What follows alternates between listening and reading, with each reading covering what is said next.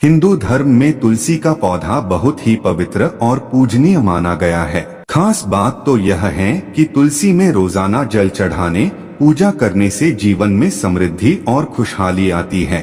लेकिन तुलसी पूजन करते समय भी कुछ बातों को ध्यान में रखना बहुत आवश्यक होता है। तुलसी पूजन के समय की गई कुछ गलतियों के कारण आपको धन हानि उठानी पड़ सकती है।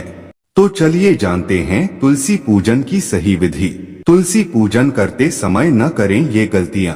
यदि आप प्रतिदिन तुलसी पूजन करते हैं और जल चढ़ाते हैं तो इस बात का ध्यान रखें कि रविवार के दिन तुलसी में जल नहीं चढ़ाना चाहिए। यदि आप संध्या काल में पूजन कर रहे हैं तो इस बात का ध्यान रखें कि तुलसी को दूर से ही प्रणाम करें। भूलकर भी शाम को तुलसी के पौधे को स्पर्श नहीं करना चाहिए। अक्सर हम लोग तुलसी में जब दीपक जलाते हैं तो आसन नहीं देते हैं, लेकिन तुलसी में दीपक जलाते समय अक्षत का आसन देना चाहिए।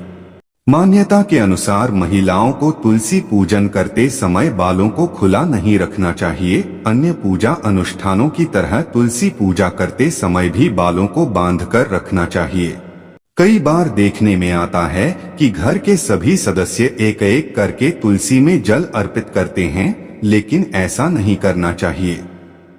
अधिक जल से तुलसी की जड़ को नुकसान पहुंचता है, जिससे वे सूख जाती हैं और तुलसी का सूखना शुभ नहीं माना जाता है।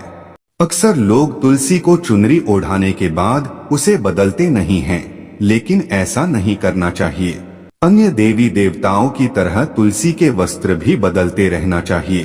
तुलसी के पौधे को संध्या काल में छूना वर्जित बताया गया है।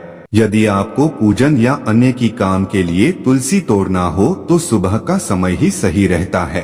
तुलसी तोड़ते समय ध्यान रखें कि पहले प्रणाम करने के बाद ही पत्ते तोड़े। इसके साथ ही इस बात को भी ध्यान में रखना चाहिए कि तुलसी कभी भी नाखून से खींचकर नहीं तोड़ना चाहिए।